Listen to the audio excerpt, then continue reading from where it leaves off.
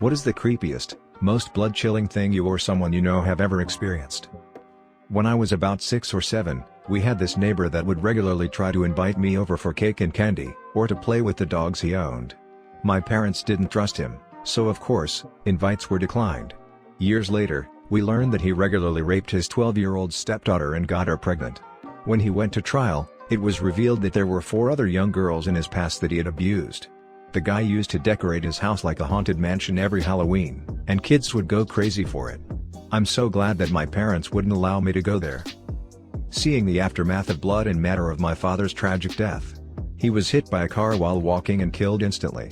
Got to the scene as fast as I could. His body was already bagged but everything else remained, his clothing that literally scraped off of him as he was drugged down the street, shoes, and miscellaneous things that were in his pockets.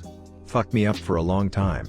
It's been 3 years and I'm doing alright now, I can finally talk about it, but I went into a very dark place those first 2 years. My senior year of high school, a local gay kid at the university was beaten to death outside a gas station. 5 grown guys against this one like 90-pound kid, stood no chance. My friend worked at the subway across the street and discovered the body when he went to get a pack of cigarettes on break. My friend was openly gay, finding the body fucked him up, learning after the guys got caught that the kid died for something like that was worse. I feel like this will get buried, but when I was in primary school this old man used to work on the playground. He'd just monitor the children and make sure everything was okay. He'd always invite me over for dinner and used to talk about his wife who was at home waiting for him to get back. He used to tell me about his dogs and say that I could feed them treats if I met them.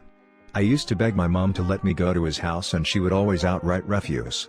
I was bummed because his house sounded fun and I wanted to meet his dogs, but my mom's word was the law, so I got over it. He somehow found out my address and sent me a Christmas card one year. Fast forward to when I'm in secondary school and his name is all over the paper. Sentenced for raping a 6-year-old girl. It also turned out that his wife had died years ago. I was only 8 when I knew him, but I still remember what he looked like and I'll always be glad that my mom was so protective.